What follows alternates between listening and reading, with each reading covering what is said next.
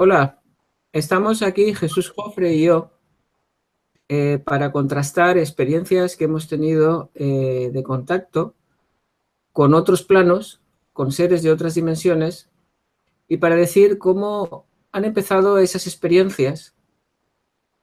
Empezamos por Jesús, para que él nos cuente cómo se ha iniciado este contacto en él, es toda esta experiencia, cómo ha empezado. Bueno, muy bien. Hola, buenos días, Fernando. ¿Cómo estás?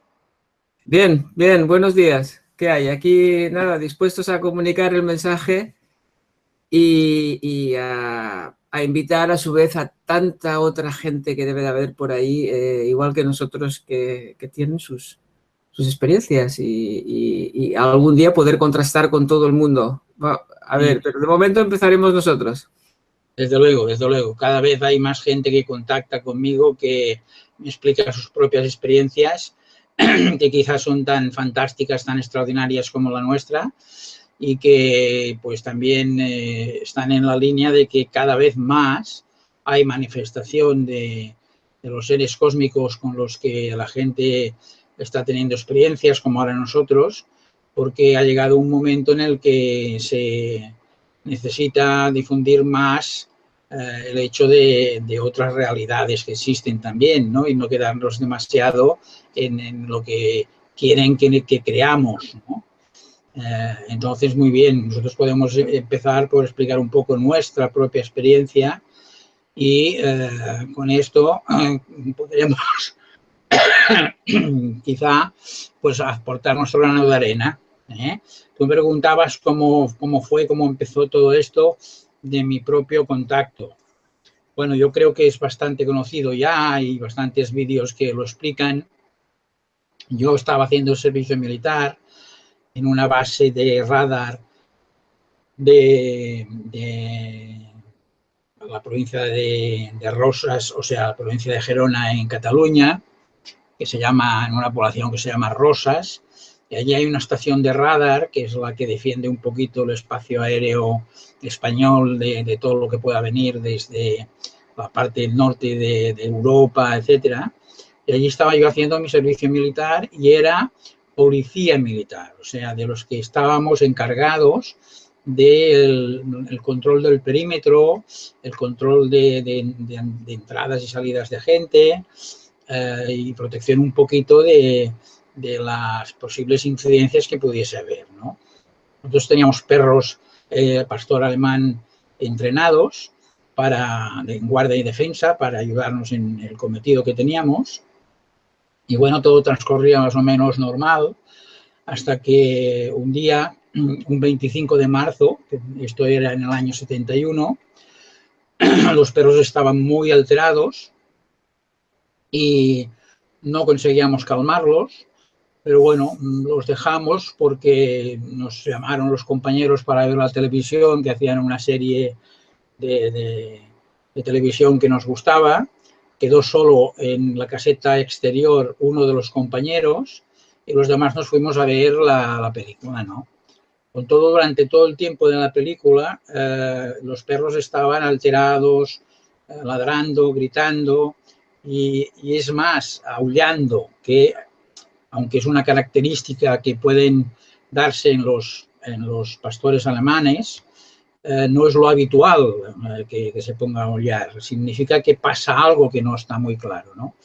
Y antes de que terminase la película, pues el que hacía las funciones de perrero, uno de mis compañeros y yo, salimos justo en el momento en el que el otro compañero que estaba en la caseta de subida hacia la zona de radar, pues nos llamó la atención de que sobre un pequeño edificio que había alejado de nosotros, donde se ubicaban todas las antenas de todos los tipos de microondas y de diferentes tipos de comunicación de la base, en la vertical de esa caseta había un ovni clásico, como podríamos decir, un ovni en forma de lenteja, ¿no?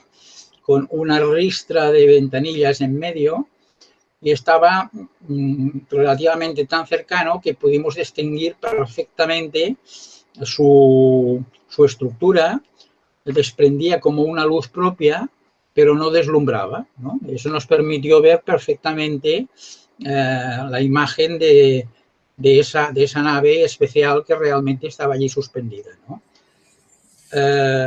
Pasaron un minuto o un tiempo que nunca hemos sabido definir muy bien porque estábamos en una situación de estupor total, ¿no?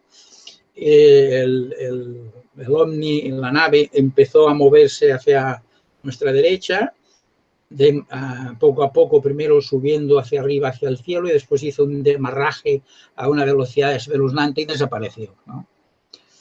Quedamos, pues, como te digo, un poco sorprendidos, pero observamos enseguida que detrás de la zona de la caseta de microondas había como una luminosidad verde que no tenía que estar allí, porque no había ningún foco, ninguna luz en esa zona, ni mucho menos de color verde. Y había una sensación extraña que me hizo a mí, que en ese momento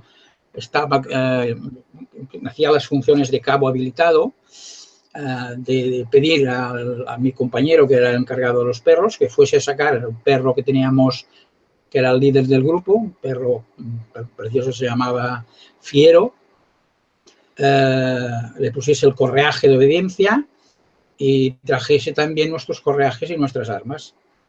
Y nos pusimos eso, cogimos el perro, salimos hacia la caseta de microondas. Al llegar a la altura de la caseta de microondas, antes de superarla, justo paró el perro y se puso en posición de marcado, gruñendo como estaba enseñado para eso, indicando que alguna presencia había allí.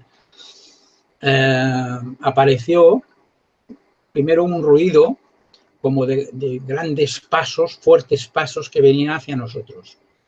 Y enseguida, por la esquina de la caseta de microondas, apareció un ser muy alto, de más de 2 metros. En principio esa fue la apreciación que tuvimos, de más de 2 metros, que se detuvo ante nuestra presencia como a 4 o 5 metros de nosotros. O sea, imagínate, casi tocándolo, ¿no?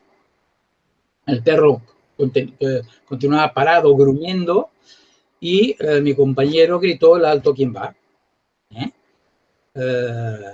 O fui yo, no recuerdo, uno de los dos gritó: "El alto, ¿quién va?". En la segunda ocasión de gritar el alto, ¿quién va?, vimos que el ser no se había detenido completamente y continuaba avanzando hacia nosotros. En ese instante mi compañero ya se puso nervioso y, sin esperar el tercer alto, ¿quién va?, empezó a disparar su fusil ametrallador, que era el CEMME, y soltó una ráfaga de tiros hacia la figura que teníamos delante. Yo también, contagiado, con mi pistola Parabellum de 9 milímetros, también le disparé 3 o 4 tiros y, ya te digo, a escasos 4 o 5 metros se detuvo la figura, se paró ante nuestros disparos, quedó unos instantes parado, nosotros también, casi, diría yo, como un tanto paralizados, de una forma extraña que casi no nos permitía movernos, y hasta que el ser dio la vuelta sobre sí mismo, por donde había venido. Ahí ya solamente oímos el golpeteo de algo contra la valla. Había unas vallas metálicas que cerraban el perímetro, una doble valla había. Oímos un golpeteo y después un silencio. Ordené avanzar con el perro. Fuimos caminando en una zona donde ya no había luces de la base hasta las vallas. El perro fue siguiendo la valla hacia la izquierda hasta parar en un momento, gruñir, y entonces allí vimos que había un trozo de valla que había desaparecido. Vimos que no estaba, bueno, en la oscuridad tampoco pudimos ver mucho más, pero sacamos un poco la cabeza por ese espacio que quedaba, tanto el perro como yo, hasta que el perro pues paró, recuperó su posición normal, que era la señal clara de que allí ya no había nadie y que aquello, de alguna forma u otra, yo me di cuenta que había terminado en cuanto al hecho de estar ante la presencia de de un intruso, ¿no? Fuimos a buscar corriendo, que ya vinieron nuestros amigos, nuestros compañeros al oír los disparos. Pedimos que trajesen lámparas, luces, linternas. Volvimos al sitio y allí encontramos la valla que había desaparecido un trozo de arriba abajo, como fundida, entre 40 y 50 centímetros. Y esto lo puedo decir muy bien porque al día siguiente tuvimos que coger alambre para cerrar esa valla, ¿no? Y, bueno, no se apreciaban huellas, no se apreciaba ni sangre ni nada parecido que pudiésemos haber impactado sobre ese ser. Tampoco el suelo permitía que hubiese muchas huellas porque es una roca pura, es un morro de roca que sale un poco así sobre la bahía de Rosas. Y efectivamente había pocas huellas de lo que había pasado, ¿no? Bueno, en la misma noche de los hechos, yo envié a un compañero a radar, a la estación de radar, para que explicasen lo que había pasado y le preguntase si habían detectado la nave que habíamos visto nosotros anteriormente, a lo que le dijeron que no habían detectado nada en radar, ni mucho menos una cosa tan cercana, ¿no? Subió nuestro capitán de guardia con las amenazas de que nos metería un puro porque no podíamos justificar disparos.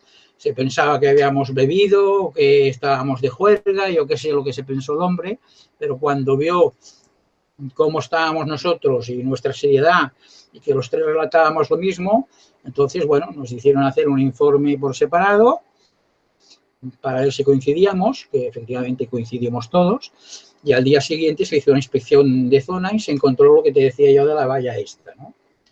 Bueno, no vamos a entrar mucho en detalle, la gente puede encontrar todo esto en múltiples vídeos que están en la red. Solamente destacar un par de cosas. 2 días después volvió a verse esa nave, en la misma vertical de la caseta de microondas, pero a una altura muchísimo más alta. Y también 2 días más tarde volvió a aparecer. Y en esta ocasión, desde radar avisaron a unos aviones de las Fuerzas Aéreas Españolas que llegaron hasta allí, se pusieron a seguir al objeto y el objeto pues salió disparado, los dejó plantados, por decirlo de alguna manera. O sea que el episodio tuvo continuidad en cuanto a lo que es el avistamiento en sí. La otra cosa es de que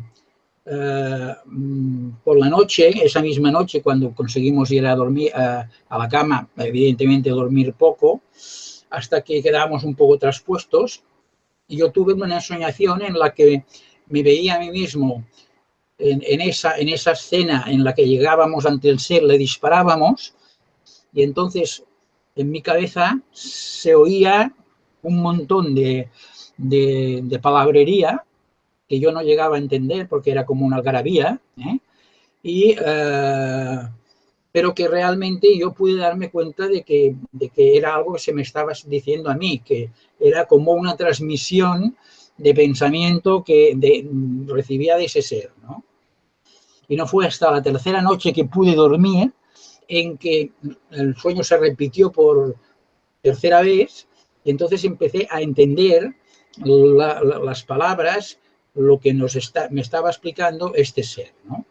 Y me desperté diciéndome a mí mismo, bueno, menos mal que ahora entiendo qué ha pasado y el por qué ha pasado. Y inmediatamente me quedé dormido de nuevo. Y al día siguiente solo podía recordar que había pasado esto que te estoy explicando, pero nada respecto al detalle en sí de ese posible mensaje que me hubiesen depositado en mí, ¿no? Bueno, pues esta fue la primera toma de contacto con este ser que de momento no sabíamos desde luego quién era, pero que mi experiencia posterior me llevó a poder identificar como Charim, como el ser con el que yo después, a partir de 10 años después, empecé a contactar con este ser. O sea, que ya ves que es una cosa que es un impacto muy fuerte cuando te encuentras en una primera ocasión con una cosa de este tipo, ¿no? Que te hace ir hacia la línea de hacerte muchas preguntas, intentando encontrar respuestas y, evidentemente, como yo digo siempre, si persistes en tu búsqueda de las respuestas, las encuentras, pero la sorpresa es que detrás de cada respuesta encontrada aparece otra pregunta, ¿no? Porque es ley de vida. Tú encuentras una respuesta y esa respuesta te sugiere otra pregunta que tienes que volver a buscar la respuesta, ¿no? Esto fue el principio de mi experiencia de contacto.